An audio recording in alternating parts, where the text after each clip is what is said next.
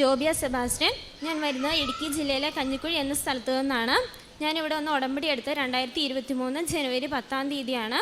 അതിനു മുമ്പ് ഞാൻ 2018 ഇവിടെ ആദ്യമായിട്ട് വന്നിട്ടുണ്ട്. ഞാൻ ആദ്യമായി പറയാൻ പോകുന്നത്, എനിക്ക് ചെറുപ്പം മുതൽ യാത്ര ചെയ്യുമ്പോൾ ഛർദ്ദിക്കുന്ന ഒരാളായിരുന്നു ഞാൻ. എന്നാൽ അത് പിന്നീട് വളരും തോറും അത് തലവേദനയായി. അത് ഒരു ദിവസം രാത്രി ഫുള്ള് ഉറങ്ങിക്കഴിഞ്ഞാൽ കുറയായിരുന്നു ആദ്യമൊക്കെ. പിന്നീട് അത് വർഷങ്ങൾ കഴിയും തോറും അത് ഉറങ്ങിക്കഴിഞ്ഞാൽ ഒന്നും കുറയില്ല. എനിക്കൊരു 10 മിനിറ്റ് പോലും യാത്ര ചെയ്യാൻ സാധിക്കില്ല. യാത്ര ചെയ്യുമ്പോഴത്തേക്ക് ഞാനൊരു 10 മിനിറ്റ് യാത്രയാകുമ്പോഴത്തേനും ഞാൻ ആകപ്പാടെ തളർന്നു പോകും. എഴുന്നേറ്റ് നിന്ന് കഴിഞ്ഞ് കഴിഞ്ഞാൽ ഞാൻ തളർന്ന് വീഴും. ഒന്നും കഴിക്കാൻ പറ്റത്തില്ല, മിണ്ടാൻ പറ്റത്തില്ല. വർഷങ്ങളായി ഞാൻ ഇങ്ങനെ അനുഭവിച്ചുകൊണ്ടിരിക്കുകയാണ്. അപ്പോൾ ധൈര്യമായി ഒരിടത്തും പോകാൻ പറ്റത്തില്ല. അപ്പോൾ അത് കൂടെ കൊണ്ടുപോകുന്നവർക്ക് പോലും അത് വളരെ ബുദ്ധിമുട്ടും അസ്വസ്ഥതകളും ഒക്കെയായി. അപ്പോൾ ഞാനിവിടെ ഉടമ്പടി എടുത്തപ്പോൾ ഞാൻ നിയോഗം വെച്ച് പ്രാർത്ഥിച്ചു, മാതാവേ എനിക്ക് അതിനുമുമ്പ് ഞാൻ ഉടമ്പടി എടുക്കാൻ വരുന്നതിന് മുമ്പ് തലേദിവസം ഞാൻ ഒരുപാട് തവണ ഞാൻ പ്രത്യക്ഷീകരണ പ്രാർത്ഥന ചൊല്ലി. എൻ്റെ മാതാവ് ഉടമ്പടി എടുത്ത് കഴിയുന്നോടം വരെ എനിക്ക് നേരെ നിൽക്കാൻ എനിക്ക് സാധിക്കണം. കാരണം ഞാൻ അവശതയായി കഴിഞ്ഞ് കഴിഞ്ഞാൽ എനിക്ക് വണ്ടിയിൽ നിന്ന് ഇറങ്ങി ഇവിടെ വരാൻ പോലും എനിക്ക് പറ്റത്തില്ല. അപ്പോൾ അതുപോലെ തന്നെ ഞാനിവിടെ ഒരു 10:30 ആയപ്പോൾ എത്തി. തിരിച്ച് ഞാൻ ഉടമ്പടി എടുത്ത് ഇറങ്ങിയത് 4 മണിക്കാണ്. 4 മണി കഴിയുന്നോടം വരെ എനിക്ക് യാതൊരു പ്രശ്നവും കൂടാതെ എനിക്ക് നിൽക്കാൻ സാധിച്ചു. ഞാൻ ആ പ്രാർത്ഥിച്ചതിൻ്റെ ഫലം കൊണ്ട് മാത്രമാണെന്ന് എനിക്ക് പൂർണ്ണമായി എനിക്കറിയാം. കാരണം ഈ വർഷങ്ങളായിട്ട് എനിക്ക് സാധിക്കാത്ത കാര്യമായിരുന്നു അത്.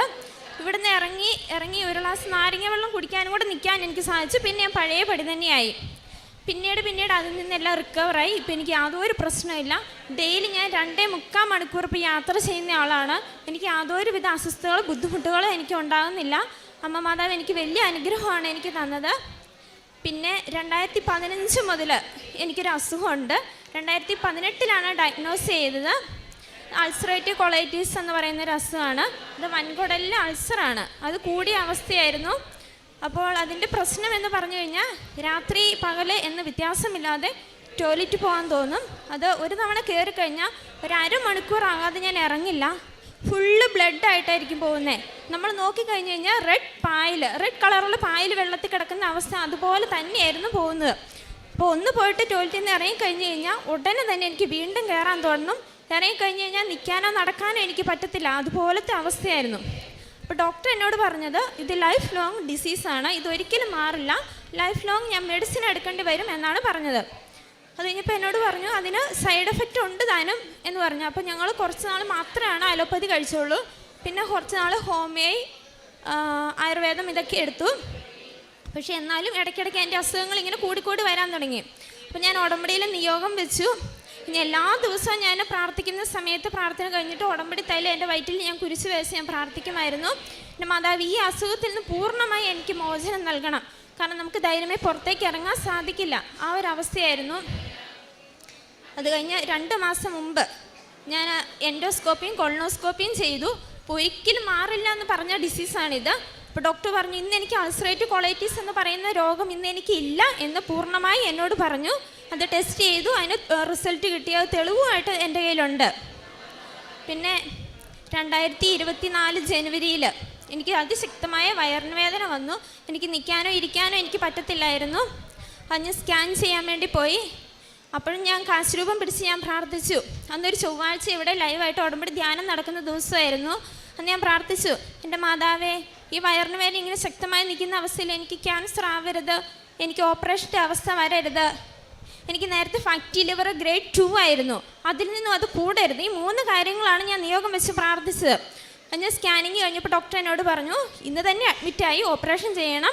അപ്പൻഡിസൈറ്റിസ് സൈസ് വളരെ കൂടുതലാണ്, അത് ഓപ്പറേഷൻ ചെയ്തില്ലെങ്കിൽ വളരെ കോംപ്ലിക്കേറ്റഡ് ആണെന്ന് പറഞ്ഞു. അപ്പോൾ ഞാൻ ഡോക്ടറോട് ഇങ്ങനെ അൾസറേറ്റീവ് കൊളൈറ്റിസ് എന്ന് പറയുന്നൊരു ഡിസീസ് എനിക്കുണ്ട് എന്ന് പറഞ്ഞപ്പോൾ എന്നോട് പറഞ്ഞു, എങ്കിൽ വേറൊരു ഹോസ്പിറ്റലിലേക്ക് പൊക്കോളൂ എന്ന് പറഞ്ഞു. അവിടെ ചെന്നപ്പം ഞാൻ ആ പ്രാർത്ഥിച്ചതിൻ്റെ ഫലമായിട്ടാണെന്ന് പൂർണ്ണമായി എനിക്കറിയാം. ആ ഡോക്ടർ എന്നോട് പറഞ്ഞു, എമർജൻസി ആയിട്ട് ഇപ്പോൾ ഓപ്പറേഷൻ ചെയ്യണ്ട, ഇനി ഒരു പെയിൻ വരികയാണെങ്കിൽ മാത്രം ഇവിടെ വന്ന് ചെയ്താൽ മതി എന്ന് പറഞ്ഞു. ഞാൻ പറഞ്ഞാൽ ഈയിടെ ഞാൻ എൻഡോസ്കോപ്പി ചെയ്തു എന്ന്. അപ്പോൾ ഡോക്ടർ പറഞ്ഞു, ഇങ്ങനെ അപ്പൻഡിസൈറ്റിസ് എന്ന് പറയുന്ന ഒരു അസുഖം ഇന്ന് അങ്ങനെ ഒരു പ്രശ്നം എനിക്കില്ല എന്ന് വ്യക്തമായി എനിക്ക് ആ റിപ്പോർട്ടിൽ എനിക്ക് കാണിച്ചു തന്നു. അപ്പോൾ അത് അമ്മ മാതാവിൻ്റെ വലിയ അനുഗ്രഹമാണെന്ന് തന്നെ എനിക്ക് പൂർണ്ണമായും എനിക്കറിയാം. പിന്നെ ഞാൻ 2020 മുതൽ ഒരു ജോലിക്ക് വേണ്ടിയും പ്രാർത്ഥിക്കുന്നുണ്ടായിരുന്നു. അപ്പോൾ ഞാൻ മാതാവിനോട് ഇങ്ങനെ തന്നെ ഞാൻ പ്രാർത്ഥിച്ചു, എനിക്ക് നല്ലൊരു ജോലി എനിക്ക് കിട്ടണം. അത് എനിക്ക് സന്തോഷത്തോടെ സമാധാനം ചെയ്യാൻ പറ്റുന്നതായിരിക്കണം. ഒരുപാട് റിസ്ക്കോ ടെൻഷനോ അങ്ങനെയൊന്നും വന്നു കഴിഞ്ഞാൽ എനിക്ക് പറ്റത്തില്ല. അപ്പോൾ ഉടമ്പടിയിൽ നിയോഗം വെച്ചു. ആദ്യം ഉടമ്പടി പുതുക്കി. ആ പുതുക്കി ഇറങ്ങിയ ഉടനെ തന്നെ എൻ്റെ മമ്മി വഴി എനിക്കൊരു ഇൻ്റർവ്യൂവിൻ്റെ കാര്യം അറിഞ്ഞു. അപ്പം ഞാൻ പോകുന്ന വഴിക്ക് മാതാവിനോട് പ്രാർത്ഥിച്ചു, ഞാൻ ഈ പ്രാർത്ഥിച്ചതിൻ്റെ ഫലമായിട്ട് മാത്രം വേണ്ട, എനിക്ക് ചെയ്യാൻ പറ്റുന്നതാണെങ്കിൽ മാത്രം മതി. എൻ്റെ ആരോഗ്യ പ്രശ്നങ്ങളോ അല്ലെങ്കിൽ മാനസികാവസ്ഥകളൊന്നും എനിക്ക് ബുദ്ധിമുട്ടുകളായി നിൽക്കരുത്, അങ്ങനത്തെ ജോലിയാണെങ്കിൽ മാത്രം എനിക്ക് തന്നാൽ മതി എന്ന് പറഞ്ഞ് ഞാൻ പ്രാർത്ഥിച്ചു. അവിടെ ചെന്ന് ഇൻ്റർവ്യൂ കഴിഞ്ഞു. അത് കഴിഞ്ഞ് പ്രാക്ടിക്കൽ ടെസ്റ്റ് ഉണ്ടായിരുന്നു. അപ്പം ഞാൻ ഈ സിസ്റ്റമായിട്ട് കമ്പ്യൂട്ടറുമായിട്ട് ബന്ധം മാറിയിട്ട് കുറേ നാളായിരുന്നു.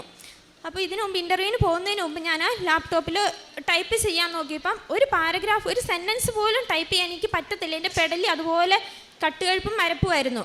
അപ്പോൾ അവിടെ ചെന്ന് കഴിഞ്ഞപ്പം ടൈപ്പിംഗ് ഉണ്ട്. അപ്പോൾ ഈ മലയാളം ടൈപ്പിംഗ് ഞാൻ ടൈപ്പ് ചെയ്യുന്നത് കീബോർഡിൽ ഓരോ കീയും പ്രസ് ചെയ്തിട്ട് സിസ്റ്റം നോക്കിയിട്ടാണ് ടൈപ്പ് ചെയ്യുന്നത്. അവിടെ ചെന്നപ്പോൾ എനിക്ക് കിട്ടിയ കീബോർഡ് എന്ന് പറയുന്നത് റൈറ്റ് സൈഡ് ഫുള്ള് ഇല്ല, അക്ഷരങ്ങൾ മാഞ്ഞിരിക്കുകയാണ്. അപ്പോൾ നല്ല എക്സ്പേർട്ട് ആയവർക്ക് മാത്രമാണ് അത് ഏത് കീ ആണെന്ന് വെച്ചിട്ട് ടൈപ്പ് ചെയ്യാൻ പറ്റത്തുള്ളൂ. അപ്പം ഞാൻ മാതാവിനോട് പറഞ്ഞു, എൻ്റെ മാതാവ് ഇത് എനിക്കറിയില്ല. ആദ്യം ഞാൻ ഓരോ കീ പ്രസ് ചെയ്തിട്ട് നോക്കുമ്പോൾ അതൊന്നും അല്ല, പിന്നെ അത് ഞാൻ ഡിലീറ്റ് ചെയ്തുകൊണ്ടിരുന്നു. ആകപ്പാടെ കുറച്ച് സമയമുള്ളൂ ഇത് ചെയ്തു കൊടുക്കാനായിട്ട്. അപ്പോൾ എൻ്റെ കയ്യിലിരുന്ന് ഉടമ്പടി കാശ് രൂപ ഞാൻ എടുത്തിട്ട് അവരാ തന്ന പേപ്പറിൻ്റെ അടിയിൽ ഞാൻ വെച്ചിട്ട് കീബോർഡിൻ്റെ അവിടെ വെച്ചിട്ട് ഞാൻ ടൈപ്പ് ചെയ്തു. ഞാൻ പിന്നെ ഒന്നും നോക്കില്ല, പ്രിൻ്റ് എടുത്തിട്ട് കൊടുക്കുകയോ ചെയ്ത്. കുറച്ച് ദിവസം കഴിഞ്ഞപ്പോഴത്തേനും എന്നെ വിളിച്ചിട്ട് പറഞ്ഞു, അതിൽ ഞാനാണ് സെലക്ട് ചെയ്ത് എനിക്ക് ആ ജോലി കിട്ടിയെന്ന് പറഞ്ഞു. എനിക്ക് പൂർണ്ണമായിട്ട് എനിക്ക് ബോധ്യം ഉണ്ടാകുന്ന അമ്മ മാതാവ് എനിക്ക് തന്ന ജോലി തന്നെയാണെന്ന്. കാരണം ഞാൻ ആഗ്രഹിച്ച പോലെ തന്നെയുള്ള ഒരു ജോലിയാണ് എനിക്ക് കിട്ടിയത്. ഒരു ഗവൺമെൻറ് സ്ഥാപനത്തിലാണ്. കൂടെ വർക്ക് ചെയ്യുന്ന സ്റ്റാഫെല്ലാം നല്ല സ്റ്റാഫാണ്. എനിക്ക് എന്ത് സംശയം ഉണ്ടെങ്കിലും യാതൊരു പ്രശ്നമില്ലാതെ അതുപോലെ എന്നെ ഹെൽപ്പ് ചെയ്യുന്ന സ്റ്റാഫാണ്. ഞാൻ ഇപ്പോൾ സന്തോഷത്തോടെ ഞാൻ ജോലി ചെയ്യുന്നു. കോൺട്രാക്ട് ബേസാണ്, പക്ഷേ അത് റിന്യൂ ചെയ്ത് കിട്ടുന്ന ഒരു ജോബാണ്.